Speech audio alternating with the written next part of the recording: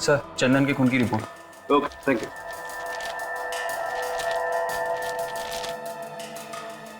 Oh my God! क्या हुआ sir? अरे यार, चंदन के खून में तो ऐसी ड्रग मिली है जो उसे ठीक होने ही नहीं देगी। इस चंदन को तो गलत दवाई दी जा रही है बॉस। ये दवाई हॉस्पिटल में दे रहा होगा कोई, फिर दवाइयां बंद करनी होगी, वरना वो कभी हमें सच्चाई नहीं बता पाएगा।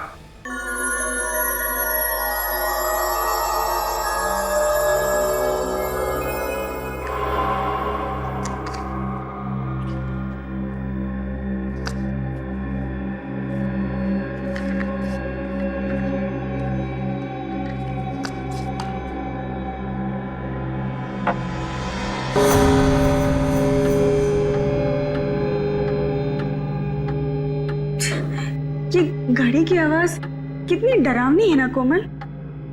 हाँ हाँ, मुझे मालूम है तू ऐसा क्यों कह रही है। तेरे दिमाग में ना अभी भी वो हॉस्पिटल की पुरानी कहानियां वो घूम रही है। नहीं, ऐसी कोई बात नहीं है। मैं तो इसलिए ऐसा कह रही हूँ क्योंकि ये अपना फ्लोर कितना सुनसान है ना। सिर्फ 2 मरीज और हम दोनों के अलावा एक स्टाफ वाला और है, बस। पता है, कभी कभी अकेले में तो मुझे भी डर लगता है। ऐसा लगता है जैसे कोई भूत बंगला हो।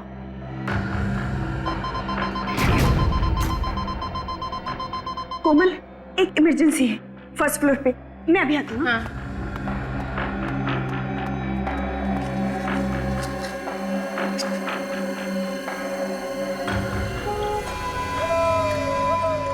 ये कैसी आवाज है?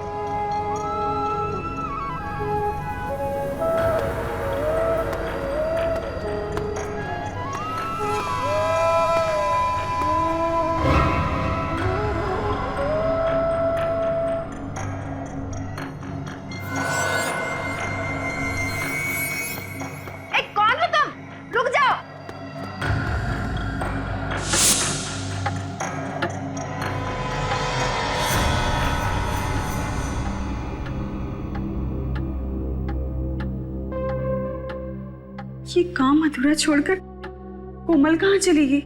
कौन हो तुम? अरे रुको! अरे कहाँ जा रहे हो? अरे कुछ जवाब क्यों नहीं देते? रुक जाओ! अरे अरे सुनिए तो सही, सुनिए! रुकिए! अरे सुनो। जी मैम। तुमने कोमल को देखा कहीं? नहीं मैम, मैं इस फ्लोर पे नहीं हूँ और अभी अभी आया हूँ ये सामान रखने के लिए। ये आवाज किसकी आ रही है? पता नहीं मैम।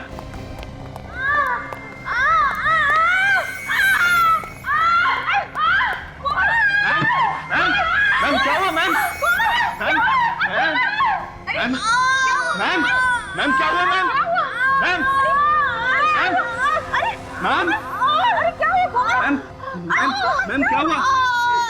एक आदमी सफेद कौन सफेद? सफेद कपड़ों में। क्या हुआ? मैम इनके कानों से तो खून आ रहा है। जल्दी से इसे चले करो, आईसीयू ले जाना पड़ेगा। जल्दी जल्दी। जी मैम। कोमल क्या हुआ बताओ?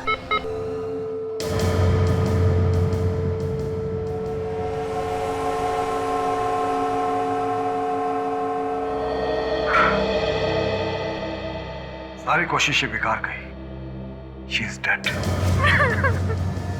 ऐसा इसने क्या सुन लिया जिससे इसके कान के पर्दे भी फट गए और ब्रेन हेमरेज भी हो गया।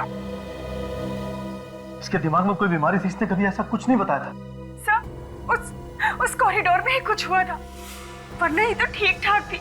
जब तुम्हें ऐसी हालत में मिली थी, इसने तुमसे कुछ कहा था? नहीं सर, मुझसे तो कुछ भी नहीं कहा था, लेकिन हाँ, एक आदमी से डरी हुई थी और कह रही थी कि उसे कोई आदमी दिखा था जो सफेद कपड़ों में लिपटा हुआ था। सफेद कपड़ों में? कौन सकता है कॉरिडोर में? इस हॉस्पिटल में ही कुछ गड़बड़ है। हॉस्पिटल खुले हुए अभी कुछ दिन हुए हैं और ये सब नाटक शुरू हो गया। क्या हो रहा है? अपनी जबान पे काबू रखो और कोई भी इस तरह की अफवाह मत फैलाओ। सर, सबको मालूम है यहाँ पे पहले दिमाग का हॉस्पिटल था। इस तरह की घटनाओं की वजह से ही ये हॉस्पिटल बंद हुआ था। सुना तो मैंने भी था। उस वक्त भी ऐसे कुछ लोगों की मौत हुई थी। तुम लोगों को शर्म नहीं आती इस तरह की बातें करते हुए? जिस थाली में खाते हो उसी में छेद करते हो। सर, हमें डीन से ये सब कुछ बातें कर लेनी चाहिए। हाँ, लेकिन इसे ब्रेन हेमरेज हुआ कैसे?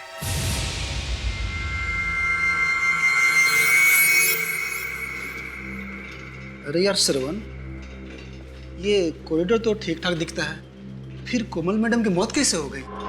वो सब बातें मत कर, कोई सुन लेगा। हमें क्या लेना देना उस बात से? लेना देना है, आखिर उसकी मौत अचानक कैसे हो गई बिना किसी वजह के? रात को 4 बजे ये सब बातें डिस्कस कर रहा है तू? आसपास कोई हो सकता है। कहाँ पे? मैं बोल भी नहीं सकता हूँ, वो सुन लेंगे तो नाराज हो जाएंगे। तुम्हें ना यार पक्का डरपोक है।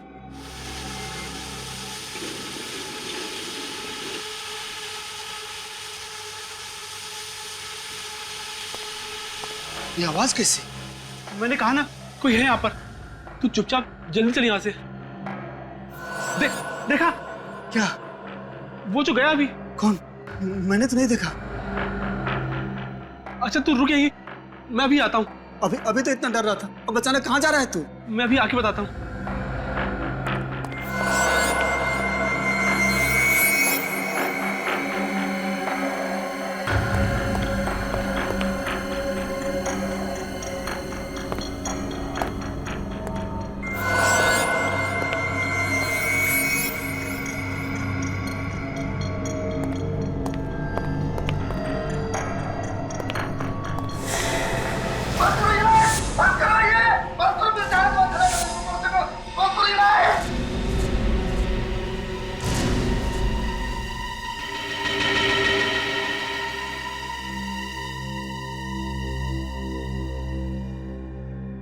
समझ में नहीं आ रहा। श्रवण के कान के पर्दे फट गए और कोमल के भी, और फिर दोनों को ब्रेन हैमरेज हो गया था। जो साइकियाट्रिस्ट इसे चेक करके गया है, वो कह रहे थे कि इसके दिमाग में डर बैठ गया है। जब तक इसका डर दूर नहीं होगा, ये कुछ नहीं बता पाएगा। लेकिन मेरी समझ में नहीं आ रहा कि मैं लोगों को कैसे समझाऊं, क्या बताऊं उन्हें? चारों तरफ हॉस्पिटल की बदनामी हो रही है, लोग तरह तरह की बातें करने लगे हैं। सर, लोग ऐसे ही तरह तरह की बातें नहीं कर रहे। इस हॉस्पिटल में जरूर कुछ गड़बड़ है, मगर आप लोग बातें छुपाने की कोशिश कर रहे हैं। मुझे नहीं रहना यहाँ पे, मैं आज ही यहाँ से चला जाऊंगा, किसी दूसरे हॉस्पिटल में अपना इलाज करा लूंगा। प्लीज प्लीज, आप लोग इस तरह की उल्टी सीधी बातें करके मामले को तूल मत देना। देखिए, मैंने सीआईडी को इन्फॉर्म किया है, अब सच्चाई क्या है ये वो लोग ही ढूंढ निकालेंगे। हाँ, इसलिए ढूंढ निकालेंगे आप। दूध का दूध और पानी का पानी कर देंगे। Thank you sir, thank you, आप लोग आ गए।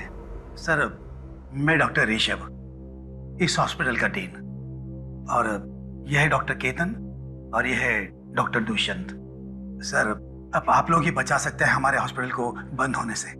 बताइए क्या हुआ है? हमारे हॉस्पिटल की एक नर्स कोमल और एक वार्ड बॉय श्रवण, इन दोनों की मौत हो गई है। और ये दूसरा वार्ड बॉय चंदन, इसके कान के पर्दे फट गए हैं। श्रवण और कोमल, इनकी मौत कैसे हुई? कानों के पर्दे फटने से और ब्रेन हेमरेज से। सर, हमारी नर्स सारिका, इसका कहना है कि कोमल कॉरिडोर में भागती हुई आई और गिर गई। उसके दोनों कानों से खून बह रहा था और वो जोर जोर से चिल्ला रही थी।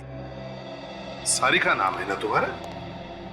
सारिका, कोमल ने मरते वक्त तुमसे कुछ कहा?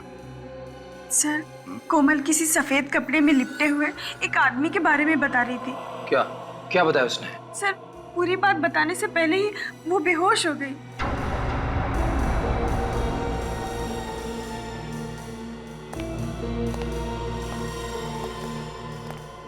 चंदन और श्रवण, क्या इन दोनों के साथ भी वैसा ही हुआ जैसा सारिका बता रही है? जी सर, इन दोनों की मौत भी ठीक वैसी हुई, और वो भी उसी कॉरिडोर में। अच्छा, ये चंदन ने खुद कुछ बताया था?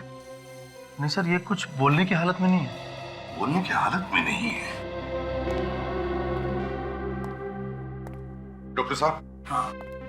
चंदन, श्रवण और कोमल, इन तीनों के मेडिकल रिपोर्ट्स और चंदन का ब्लड सैंपल चाहिए हमें। श्योर।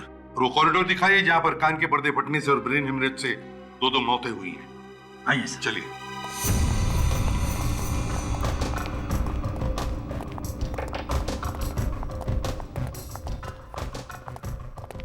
सर यही वो कॉरिडोर है जहाँ दोनों घटनाएं हुई है।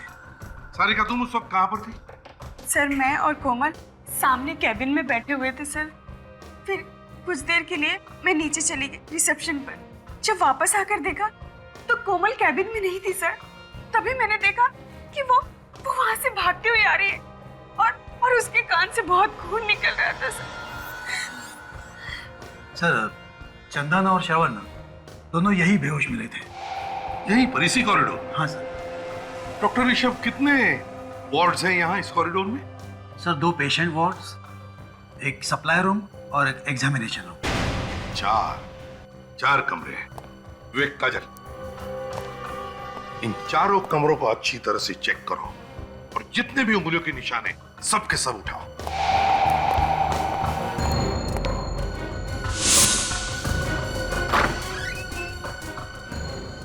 इसे एक बात बताओ,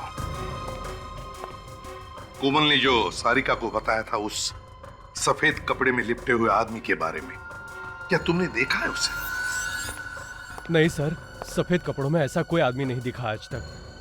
मगर हाँ, कभी कभी अजीब सी आवाज जरूर सुनी है। आवाज? जी सर। कैसी आवाज? सर जैसे किसी पाइप में से कोई हवा पास हो रही हो।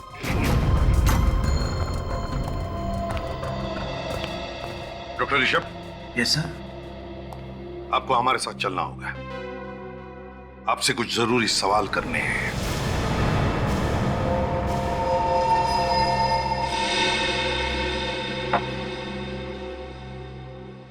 देखिए मिस्टर ऋषभ, घबराइए मत। अखबार में छपने से आपका हॉस्पिटल बंद नहीं होगा। बंद तो नहीं होगा सर, लेकिन बदनामी तो होगी ना। हाँ, बदनामी तो जरूर होगी, क्योंकि वहां काम ही कुछ ऐसा हुआ है। सबसे पहले तो आप अपने स्टाफ को समझाइए। सबके सब चिल्ला रहे हैं कि वो जगह डरावनी है। सर मैंने बहुत समझाया उन लोगों को कि वो जगह डरावनी नहीं है, लेकिन 1970 में जब वहाँ दिमाग का हॉस्पिटल बना था, तभी से किसी ने अफवाह फैला के रखी है वहाँ। अफवाह? कैसी अफवाह? यही कि उस जगह में कुछ गड़बड़ है और इसीलिए वो दिमाग का हॉस्पिटल बंद कर दिया गया था। लेकिन उसके कुछ दिनों बाद हमारे चैरिटेबल ट्रस्ट ने फिर से परमिशन लेके ये हॉस्पिटल बनाया था। अब तक तो सब कुछ ठीक ठाक था, लेकिन अचानक ये मौत होने लगी। देखिए ऋषभ जी, ये मौत अचानक नहीं हो रही है। कोई है जो जानबूझ के ये खून कर रहा है। कौन हो सकता है वो सर? ये आप बताइए, आपको किसी पे शक है? सोच के बताइए। कोई ऐसा आदमी जिसे आपके हॉस्पिटल बंद होने से फायदा होता हो? हाँ सर, कुछ लोग तो है जिन्हें हॉस्पिटल बंद होने से फायदा होगा। कौन लोग हैं वो? कुछ बिल्डर्स है सर, जिन्हें हमारे हॉस्पिटल के बारे में सब कुछ पता है। क्या पता है? यही कि हमारा ट्रस्ट बिल्डिंग तोड़ के नया हॉस्पिटल नहीं बना सकता, मगर हमारे ट्रस्ट ने उसी बिल्डिंग को रंग और प्लास्टर करके ये नया हॉस्पिटल शुरू कर दिया है। उन बिल्डर्स को लगा होगा कि ये ट्रस्ट गरीब है, इसलिए अफवाह सुन के जगह छोड़ के भाग जाएंगे। ठीक है, आप जाइए। और हाँ, उस फ्लोर पे जितने भी मरीज हैं उन सबको वहां से हटा दीजिए। जरूर सर। चलो। इस हॉस्पिटल का इतिहास टटोलना होगा और बिल्डर्स के बारे में भी पता करो। कौन लोग हैं जो हॉस्पिटल बंद कराना चाहते हैं?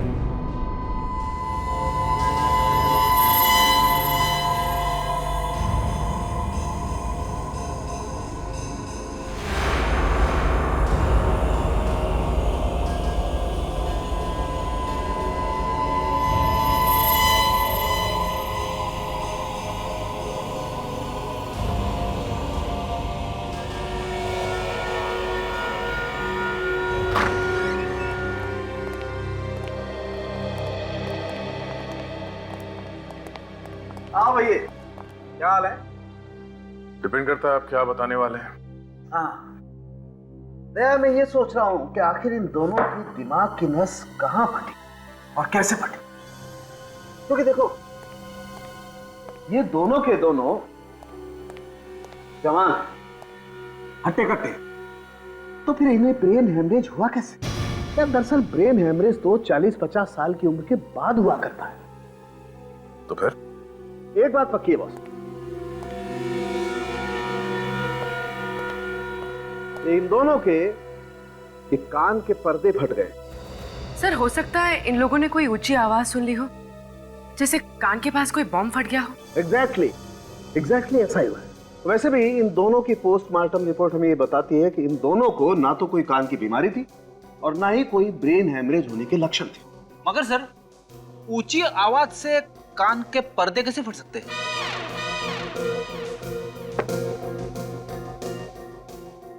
अपना कान यहाँ लाओ, अपना कान मेरे मुंह के पास लाओ।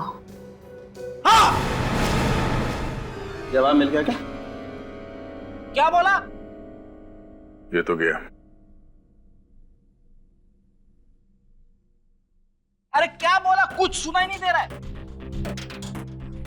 दया, ऐसी 4000 मेगाहर्ट्ज की आवाज अगर कान के पास क्रिएट की जाए तो कान के पर्दे फट सकते हैं। चाट बाजार? अबे चाट बाजार नहीं, 4000। फिर वही चाट बाजार। खाने की बातें यहाँ पे क्यों कर रहे हो सर? कहीं की बातें कहीं। आप मजाक कर रहे हो क्या? डॉक्टर साहब, मैंने आपसे कई बार कहा कि फ्रेडी के साथ रिस्क मत लो।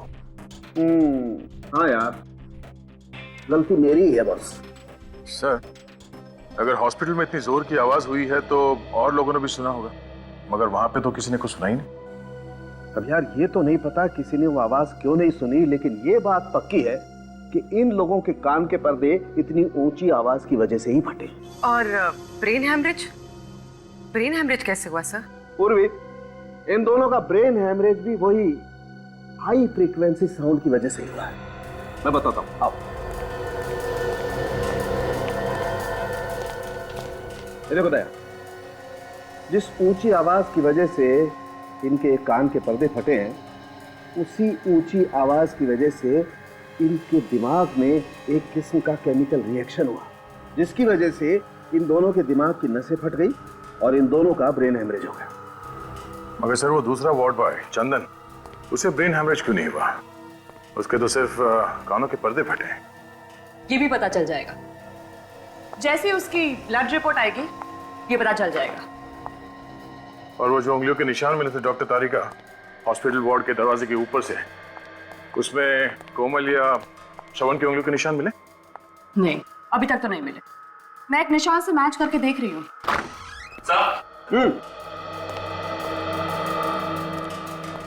सर, चंदन के खून की रिपोर्ट। Okay, thank you.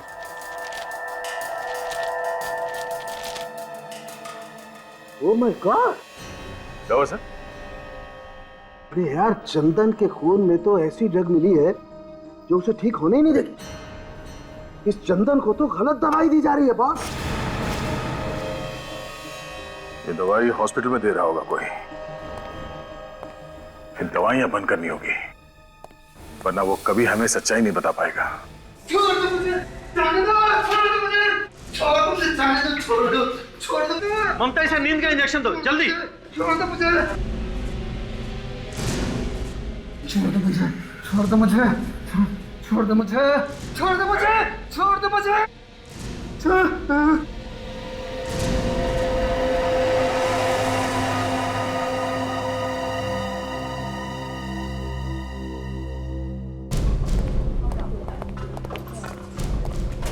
इसे हर तरह की दवाइयां कर दी, लेकिन इसकी हालत में कोई भी सुधार नहीं आ रहा। ममता, तुम ऐसा करो, जो प्रेस्क्राइब्ड इंजेक्शन है ना वो इसे दे दो। जी डॉक्टर। एक मिनट, बंद करिए, रोको।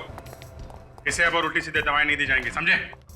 आप कौन सी उल्टी सीधी दवाइयों के बारे में बात कर रहे हैं? वही जो आप लोग इसे दे रहे हैं, इससे ये कभी ठीक नहीं होगा। ये क्या कह रहे हैं आप? देखिए, हमें इसके खून में साइको रिएक्टिव ड्रग्स मिले हैं, जिससे इसका दिमाग हमेशा के लिए बंद हो जाएगा। लेकिन ये कैसे हो सकता है? हम तो इसे वही दवाइयां दे रहे हैं जो प्रेस्क्राइब्ड है। ये देखिए, इस पे लेबल भी लगा हुआ है। देखिए डॉक्टर साहब, आप हमारी बात को समझ नहीं रहे। लेबल कुछ भी लगा हो, लेकिन अंदर दवाई नकली है। इसकी दवाई बदली गई है। लेकिन ये ऐसा कौन कर सकता है? आपने बदली होगी। लेकिन मैं ऐसा क्यों करूंगा सर? इस मरीज का इलाज तो आप ही करते हैं ना, तो आप ही ने किया होगा, और कौन करेगा? सर, लेकिन मैंने इसे दवा नहीं दी है। तो फिर कौन देता है दवाई से? वो सर, सारिका ही इसको दवाई देती थी और इंजेक्शन भी वही तैयार करती थी। लेकिन आज उसकी ड्यूटी दूसरे वार्ड में है। ये सारिका वही है ना जो उस रात कोमल के साथ में थी? जी। जरा बुलाइए उसे। जी।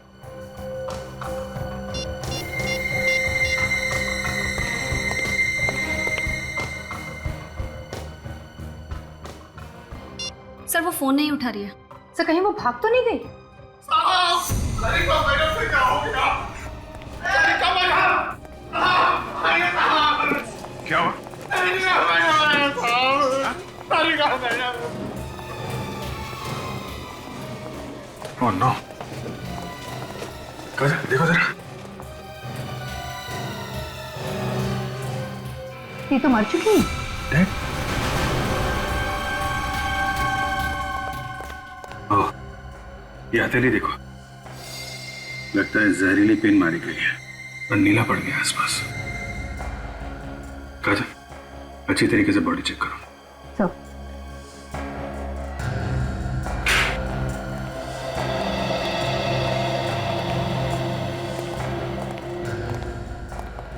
कैसे हुए ये सब? साहब मैं डिटर्जेंट का बॉटल लेने गया था साहब, तो उसी टाइम देखा कि सारिका मैडम मरी पड़ी है। तुमने यहाँ पे और किसी को देखा? नहीं साहब। सर मैंने 15 मिनट पहले सारिका मैडम को कॉरिडोर पे देखा, वो बिल्कुल ठीक थी सर। फिर पता नहीं सर उनको क्या हो गया। अच्छा, जब तुमने इसे देखा था तो ये अकेली थी या इसके साथ में कोई और भी था? नहीं सर, वो अकेली थी। वो तो सर अपना हाजिरी बना के स्पेशल वार्ड में किसी मरीज का ब्लड प्रेशर चेक करने गई थी। मैंने भी उससे नई दवाइयों की फाइल के बारे में पूछा था, तब तक तो वो सही थी। फिर कौन मार गया उसे? सारिका खूनी को जानती थी। ऐसा ही लगता है। और खूनी को लगा हुआ कि हम इस सारिका तक पहुंचने वाले हैं, इसलिए उसने सारिका का खून कर दिया। इस सारिका तो सिर्फ एक मोहरा थी अभिजीत। असली खूनी तो अभी भी शराफत का मुखौटा लगाकर घूम रहा है हॉस्पिटल में। इसके शराफत का मुखौटा उतारने के लिए कोई चाल चलनी पड़ेगी दया, क्योंकि खूनी को पता चल चुका है हम उस तक पहुंचने वाले हैं, इसीलिए उसने सारिका को मार दिया। सारिका के हस्बैंड से पूछताछ करेंगे, उसे कुछ ना कुछ तो मालूम होगा वो किसके लिए काम करती थी। मगर वो भाग गया, कभी ना कभी तो वापस आएगा ना।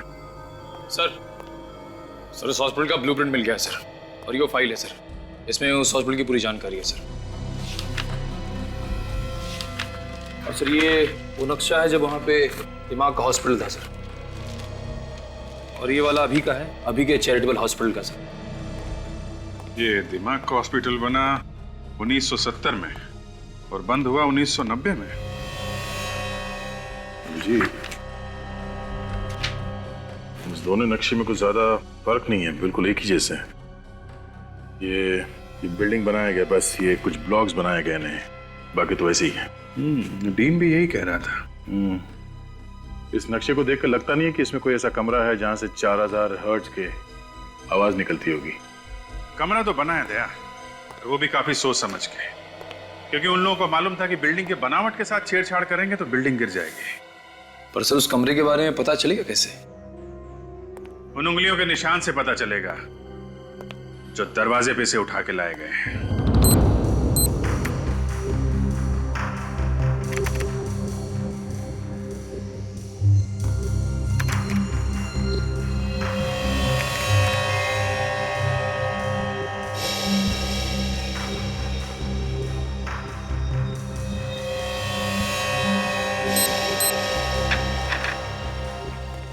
अभिजीत, हॉस्पिटल के उस कॉरिडोर में जितने भी दरवाजे हैं उन सब पर उंगलियों के निशान तो काफी है, लेकिन मरने वालों में से किसी की भी उंगलियों के निशान वहां पर नहीं है। कमाल की बात है, एक भी निशान नहीं है। नहीं, एक और कमाल की बात है, उस कॉरिडोर में एक कमरा ऐसा भी है जिसके दरवाजे पर सिर्फ 2 लोगों की उंगलियों के निशान है। और वो 2 निशान है किसके?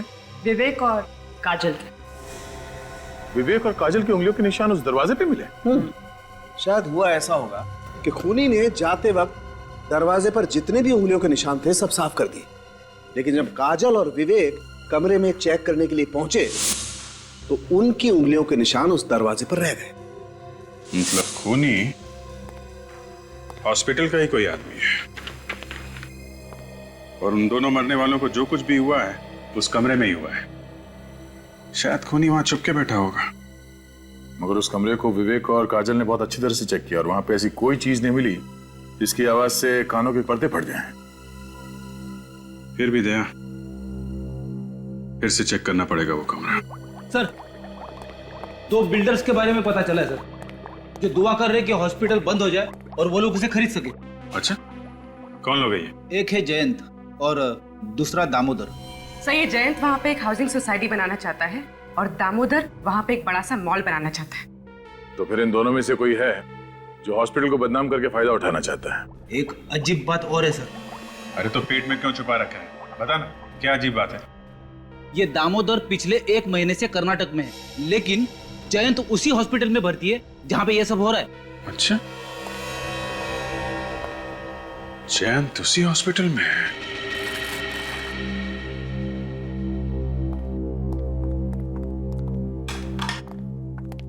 कैसे है मिस्टर जैन? कैसी है तबीयत आपकी? क्या बताऊं सर, कैसा हूं। यहाँ खून हो रहा है, चारों तरफ डर है, मैं भी डरा हुआ हूं। हमें तो लगा कि आप बहुत खुश होंगे कि 2-4 लोग और मर जाएं और ये हॉस्पिटल बंद हो जाए, और हॉस्पिटल के बंद होते ही यहाँ पे आप एक नई बिल्डिंग खड़ी करते। सर, जयंत बहुत बड़ा आदमी है, उसके साथ छेड़छाड़ करने से हंगामा हो सकता है, और फिर अगर न्यूज़पेपर में आ गया तो हमारे हॉस्पिटल की बदनामी होगी सर। तो अब क्या हो रहा है, हैं? अब क्या हो रहा है डॉक्टर ऋषभ? कोई कसर बाकी है हॉस्पिटल की बदनामी होने की? जो कुछ भी हुआ है ना, इसी कमरे में हुआ है, इसी कमरे में। सर, यहाँ तो मरीजों की जांच होती है। तो फिर इसका मतलब है बहुत सारे मरीज आते होंगे इस कमरे में। हाँ। तो फिर उनके उंगलियों के निशान कैसे नहीं इस कमरे के दरवाजे पर? क्या बिना हाथ लगाए अंदर घुस आते? क्या आप क्या कह रहे हैं? मैं भला ऐसा क्यों करूंगा? मैं कुछ समझा नहीं। इतने नासमझ तो आप लगते नहीं हैं। आप इस हॉस्पिटल की जमीन को खरीदना चाहते हैं ना, इसलिए हॉस्पिटल को बदनाम करने के लिए आपने लोगों का खून कर दिया। यहाँ का स्टाफ और यहाँ के मरीज हॉस्पिटल छोड़कर भाग रहे हैं, लेकिन आप है कि यहीं पे चिपके हुए। क्यों? मैंने खून नहीं किए। तो फिर हॉस्पिटल में मरीज बन के आने का आपका मकसद क्या है? मरीज हूँ तो मरीज बनकर ही आऊंगा ना। रेडी? या जितनी भी मशीन है, एक एक मशीन को अच्छी तरह से चेक करो, एक एक मशीन को। कोई भी चीज छूटनी नहीं चाहिए। वो चीज यहीं पर छुपी है जिसमें से वो भयानक आवाज आकर लोगों के कानों के पर्दे फटे, समझे? वैसे ये आपकी रिपोर्ट तो बताती है कि आपके दिल में दर्द उठा था और आप भागते हुए हॉस्पिटल चले आए थे, लेकिन हॉस्पिटल के डॉक्टर्स का कहना है कि आपके सीने में दर्द कुछ नहीं हुआ था, सब नाटक था ये। जब तक दर्द चला गया था। ओह, आपका दर्द चला गया, लेकिन आप यहाँ पे चिपक कर बैठ गए। क्यों? बोलती बंद हो गई ना? इस हॉस्पिटल में जो भी खून हो रहे हैं आपकी देखरेख में हो रहे हैं, और यहाँ तक कि कोमल और सारिका का खून भी आप ही ने करवाया है। ऐसी कौन सी चीज है वो? ये जो आपकी सारी मशीन है ना, सब खोल कर देखेंगे, पता चल जाएगा कहां से आवाज आती है। वो खोल के देखेंगे? जी हाँ। ये मशीनें खराब हो जाएगी सर, बहुत कीमती मशीनें हैं ये। आपकी मशीनें कीमती है या इंसान की जान कीमती है? कैसे डील है आप? कैसे डॉक्टर है आप? आपको ऐसे नहीं लगता कि पता लगाना चाहिए क्यों जाने जा रही है लोगों की? रेडी? ये सारी मशीन खोलने का हमारे पास सामान है ना? है ना सर, गाड़ी में लेकर आओ, और मजदूर भी लेकर आओ। कुछ तोड़ के देखना। तोड़ना है? सर, आप मानो या न मानो, ये खून मैंने नहीं किए। तो फिर मरने से पहले सारिका इस वार्ड में क्यों आई? मुझे नहीं मालूम। हमेशा तो दूसरी नर्स आती थी, पता नहीं उस दिन वो क्यों आई थी। उस दिन कौन सी नर्स ड्यूटी पे थी यहाँ पे? ड्यूटी तो मेरी थी, पर सारिका यहाँ पे क्यों आई थी ये मुझे नहीं मालूम। ये तो हम पता लगा ही लेंगे, लेकिन जब तक ये केस सॉल्व नहीं हो जाता आपको इस हॉस्पिटल में कुछ और दिन आराम करना होगा। जी। हाँ जी, बोलिए, क्या चाहिए? हम लोग CID से। आप प्रतीक हैं, सारिका के हस्बैंड? जी। देखिए, एक अजीब बात पता चली है। जो आदमी हॉस्पिटल में मर्डर कर रहा है, आपकी वाइफ उसके साथ मिली हुई थी। शक था मुझे भी यही शक था। जरूर वो कोई गलत काम कर रही है। अगर आपको शक था तो आपने पूछा नहीं अपनी वाइफ से? पूछा था सर, लेकिन उसने कुछ नहीं बताया। चुप चुप के रोज फोन पे बातें किया करती थी किसी से। देखिए, मामला यहां तक पहुंच गया है तो आपकी इजाजत हो तो आपके घर की तलाशी लेनी पड़ेगी, क्योंकि खूनी अभी भी खुला घूम रहा है। और हो सकता है सुराग आपके घर में ही। ठीक है, चेक करो। चल। ये किससे फोन पे बातें करती थी आपकी वाइफ? क्या बातें करती थी? कुछ पता नहीं चला सर, और एक दिन अचानक देखा कि उसके पास बहुत सारा पैसा आ गया। मैं तो इतना सारा पैसा देखकर चौंक गया था।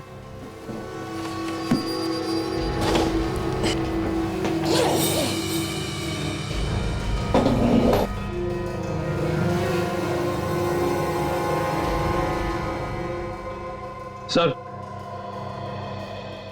तो म्यूजिकल इंस्ट्रूमेंट ये आप बजाते हैं? ये कहां से आई? अच्छा, आपके घर में मिला और आपको मालूम नहीं? कहां से आई? सर मुझे कुछ नहीं मालूम, मैं तो इसे पहली बार देख रहा हूँ। सर, कहीं वही इंस्ट्रूमेंट तो नहीं है जिसकी अजीब सी आवाज उस कॉरिडोर में सुनाई देती थी? हो सकता है ये बजता था और लोग वहां पहुंच जाते थे ये सुनने के लिए कि क्या बज रहा है। मगर हाँ, कभी कभी अजीब सी आवाज जरूर सुनी। आवाज? जी। कैसी आवाज? सर जैसे किसी पाइप में से कोई हवा पास हो रही हो। यही है, वैसी आवाज जैसे उस मरीज ने बताई थी। ये सारिका किसके लिए काम कर रही थी?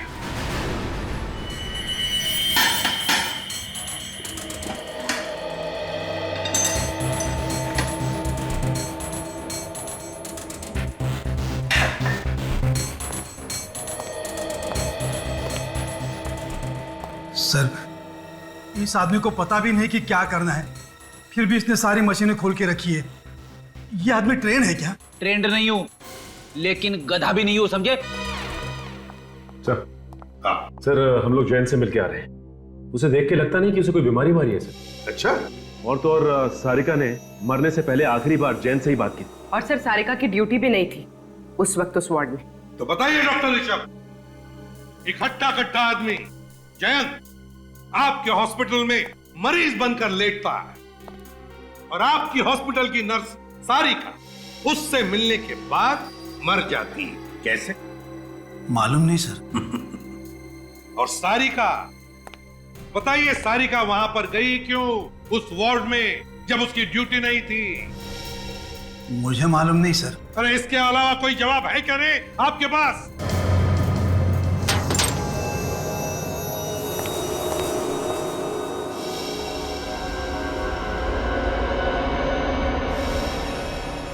सर,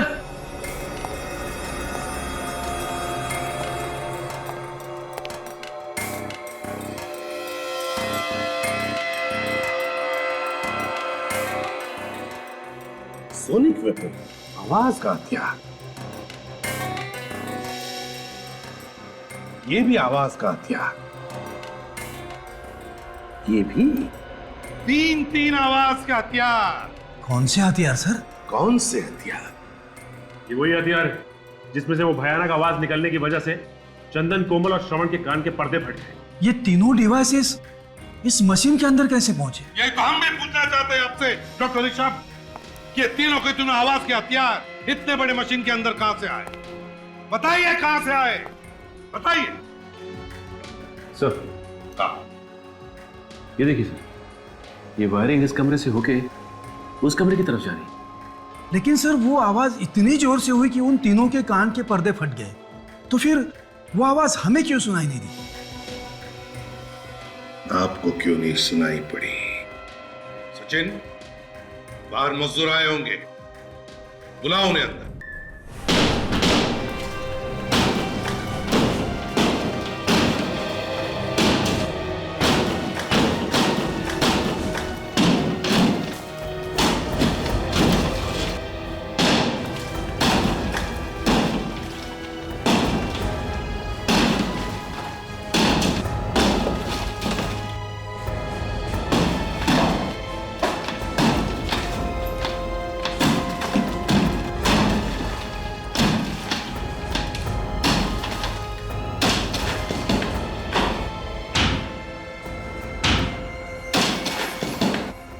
देखा डॉक्टर ऋषभ, सारी दीवारों को साउंड प्रूफिंग किया है, ऐसे साउंड प्रूफिंग, और इसीलिए या जो भी आवाज हुई अंदर वो बाहर किसी को पता नहीं चला। सचिन सर, अच्छी तरह से जाकर चेक करो, देखो, ढूंढो ढूंढो इसका स्विच कहां पर है। सर हाँ, फ्रेडी बंद करो अभी।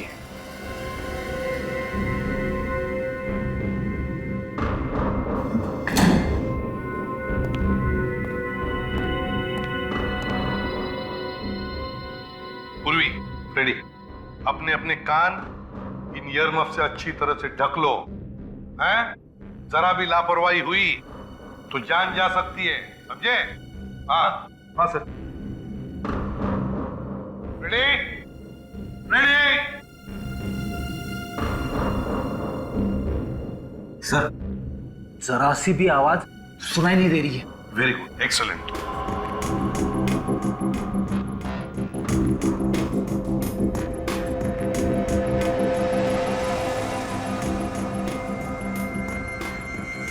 अब जैसे ही सचिन को वो स्विच मिलेगा, वो 5 सेकंड के काउंट के बाद वो स्विच ऑन करेगा और फिर इसमें से वो भयानक आवाज आनी शुरू हो जाएगी। ये रहा वो स्विच जिसे खूनी ऑन करता है और वहां से डिवाइस चालू होता है। सर, सचिन सर को स्विच मिल गया। स्विच मिल गया, कान बंद करो जल्दी। 1 2 3 4 5।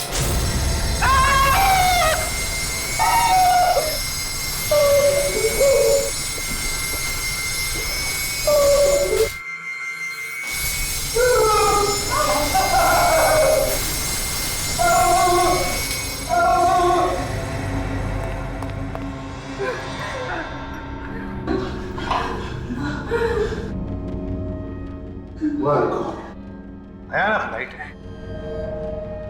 मेरा तो सिर अब भी घूम रहा है। सर मेरे कान गूंज रहे हैं। आप लोग ठीक तो हैं? कुछ हुआ तो नहीं? नहीं सचिन, हम लोग ठीक हैं, लेकिन इतना भयानक अनुभव था ये, भयानक। इससे पता चलता है कि इतनी दर्दनाक मौत हुई होगी उन लोगों की। डॉक्टर ऋषभ, ये कोई एग्जामिनेशन रूम नहीं है, कोई एग्जामिनेशन रूम नहीं, टॉर्चर रूम है ये। मेरे तो हाथ पैर अभी भी कांप रहे हैं सर। आंखों के सामने सभी चीजें चलती फिरती नजर आ रही है। फ्रेडी, अच्छा हुआ तुमने कानों पर ईयरमफ लगा रखा था सेफ्टी के लिए, वरना तुम्हारा भी वही हाल होता जो कोमल और श्रवण का हुआ था।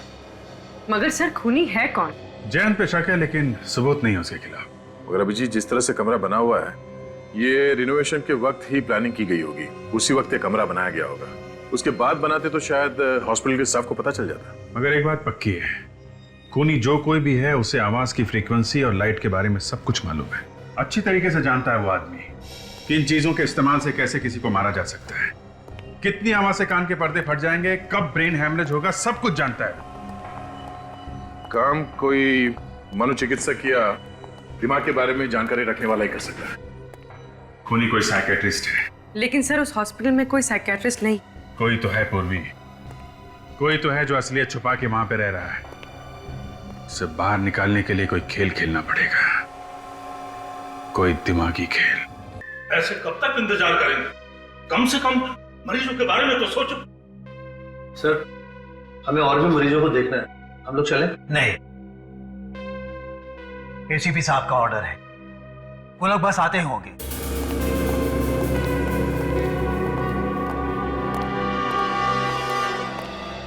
सर, पता चला कि खूनी कौन है? हाँ बिल्कुल पता चल गया, बस थोड़ी देर में बता देंगे। लेकिन फिलहाल हम आप लोगों की हिफाजत करने के लिए आए हैं। किस तरह की हिफाजत सर? आप लोगों पर जिस तरह से हमले हो रहे हैं, उन हमलों से आपकी हिफाजत। सर, ऐसा हो सकता है? इन हमलों से बच सकते हैं हम लोग? क्यों नहीं बच सकते? आप लोगों के कान के पर्दे फटना, ब्रेन हेमरेज होना, इन सभी हमलों से आप बच सकते हैं, क्योंकि हमारे फोरेंसिक सर्जन डॉक्टर साळुंखे, इन्होंने एक स्पेशल इंजेक्शन बनवाया है उसके लिए।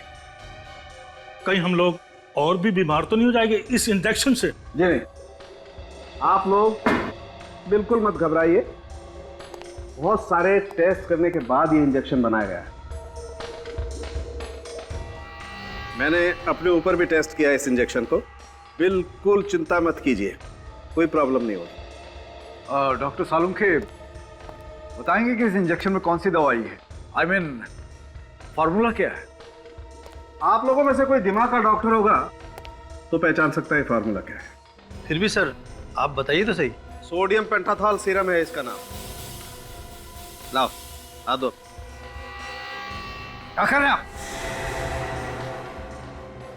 क्या हो गया डॉक्टर दुष्यंत? आपने अपना हाथ पीछे क्यों खींच लिया? कुछ परेशानी है क्या आपको? नहीं, कोई परेशानी नहीं है, लेकिन ये समझ में आ गया है कि आप लोग क्या करने जा रहे हैं। अरे वाह, क्या बात, बड़े होशियार हैं आप डॉक्टर दुष्यंत। हैं? तो फिर बताइए, बताइए क्या करने वाले हैं हम? आप लोग हम सबको बेवकूफ बना रहे हैं, क्योंकि सोडियम पेंटाथॉल मानसिक रोग दूर नहीं करता है, बल्कि सच्चाई उगलवाने की दवा है जो कि अपराधियों को दी जाती है। डॉक्टर दुष्यंत, ये सब आप कैसे जानते हैं? डॉक्टर दुष्यंत तो और भी बहुत कुछ जानते हैं, है ना डॉक्टर दुष्यंत? ईएनटी स्पेशलिस्ट, कान नाक और गले के स्पेशलिस्ट। वैसे आप मत घबराइए, इसमें सिर्फ ग्लूकोज का पानी है। हाँ डॉक्टर दुष्यंत, तुम्हारी सच्चाई जानने के लिए किया हुआ ये ड्रामा है, समझे? बोलिए क्या बोलना है? हटाओ!